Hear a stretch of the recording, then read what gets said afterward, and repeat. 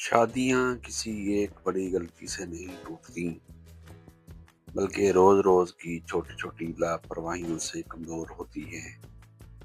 بات نہ سننا، وقت نہ دینا اور انا کو محبت پر ترجیح دینا،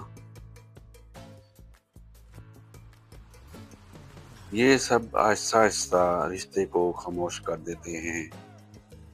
شوہر کو لگتا ہے کہ کوئی سمجھتا نہیں، بیوی کو محسوس ہوتا ہے کہ اس کی قدر نہیں کی جاتی، مگر حقیقت یہ ہے کہ شادی کو کمال نہیں، کوشش چاہیے۔